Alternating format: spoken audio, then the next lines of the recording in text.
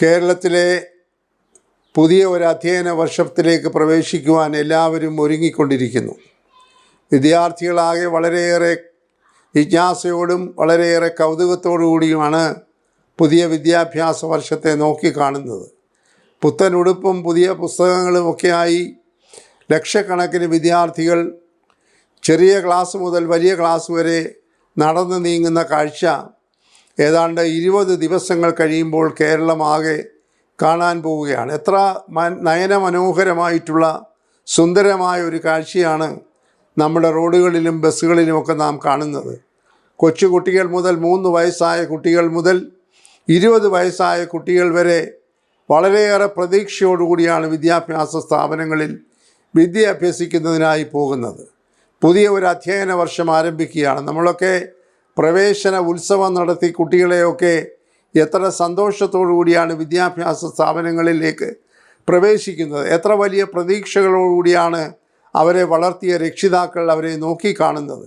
അധ്യാപകരിൽ നിന്ന് വിജ്ഞാനം സമ്പാദിച്ചുകൊണ്ട് പൊതുസമൂഹത്തിലേക്ക് ഇറങ്ങുമ്പോൾ എത്രയധികം ആത്മധൈര്യവും ആത്മവിശ്വാസവുമാണ് നമ്മുടെ യുവതലമുറയ്ക്കുണ്ടാകുന്നത്. എന്നാൽ കഴിഞ്ഞ കുറേ കാലങ്ങളായി കേരളത്തിൽ വിദ്യാഭ്യാസ സ്ഥാപനങ്ങളിലെ അന്തരീക്ഷം ഒട്ടും ആശാസ്യമല്ല എന്ന് പറയുന്നത് ഖേദത്തോടു കൂടിയാണ്, സങ്കടത്തോടു കൂടിയാണ്. കക്ഷി രാഷ്ട്രീയത്തിൻ്റെ പിണിയാളുകളായി കോളേജുകളൊക്കെ വിദ്യാർത്ഥികൾ മാറിക്കഴിയുമ്പോൾ വിദ്യാഭ്യാസ മേഖലയിലെ വിദ്യാഭ്യാസ സ്ഥാപനങ്ങളിലെ ശാന്തമായ അന്തരീക്ഷം സംഘർഷഭരിതമാവുകയാണ്. പിച്ചാത്തിയും കഠാരയുമായി പോലും വിദ്യാർത്ഥികൾ കോളേജിൽ പോകുന്നു എന്ന് കേൾക്കുന്നത് ആരെയും ഭയപ്പെടുത്തുന്നതാണ്. യഥാർത്ഥത്തിൽ അത് പലയിടത്തും സംഭവിച്ചിട്ടുണ്ട് എന്നത് നമുക്കെല്ലാവർക്കും അറിയാം. എന്തിനു പറയട്ടെ, അധ്യാപകരെ പോലും കയ്യേറ്റം ചെയ്യുന്ന വിദ്യാർത്ഥികൾ നമുക്ക് സങ്കല്പിക്കാനും ഉൾക്കൊള്ളാനും കഴിയാത്ത ഒരു തലമുറ. വിദ്യാഭ്യാസ സ്ഥാപനങ്ങളിൽ വിദ്യാഭ്യാസത്തിന് ഉപരിയായി അതിനപ്പുറമായി കക്ഷി രാഷ്ട്രീയം കളിക്കുന്നതിനുള്ള ഒരു കളിക്കളമായി വേദികളായി വിദ്യാഭ്യാസ സ്ഥാപനങ്ങളെ മാറ്റുന്നതിൻ്റെ ഉത്തരവാദിത്തത്തിൽ നിന്ന് രാഷ്ട്രീയ നേതാക്കന്മാർക്ക് പോലും ഒഴിഞ്ഞു മാറാൻ സാധ്യമല്ല. കേരളത്തിൻ്റെ ഏറ്റവും വലിയ പ്രത്യേകത അല്ലെങ്കിൽ ശാപം എന്ന് പറയുന്നത് രാഷ്ട്രീയ കക്ഷികളുടെ പോഷക സംഘടനകളായി വിദ്യാർത്ഥി സംഘടനകൾ പ്രവർത്തിക്കുന്നു എന്നുള്ളതാണ്.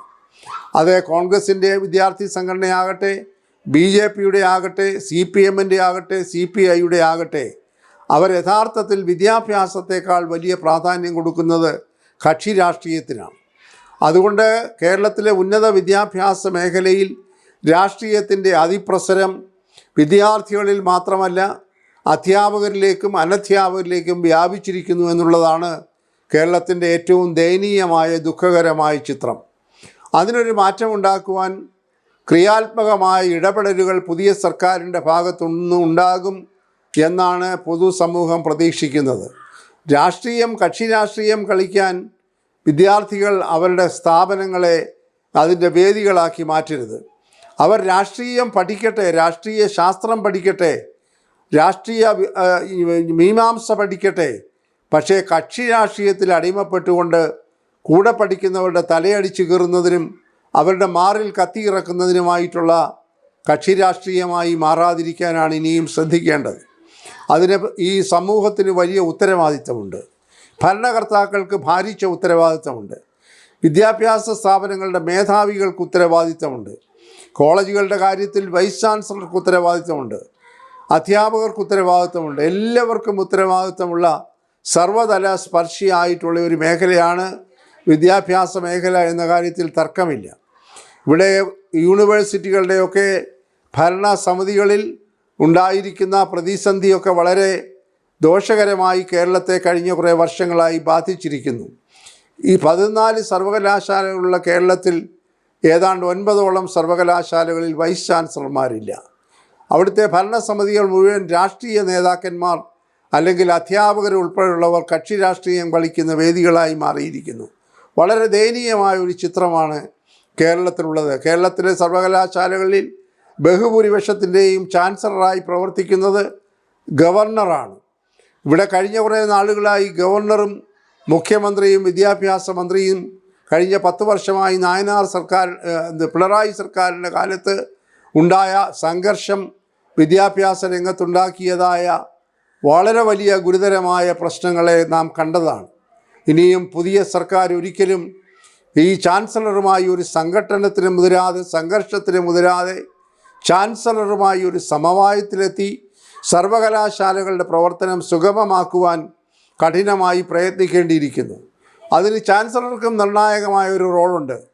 അദ്ദേഹം ഏതെങ്കിലും ഒരു പ്രത്യയശാസ്ത്രത്തിൻ്റെ ആളായി മാറാൻ പാടില്ല.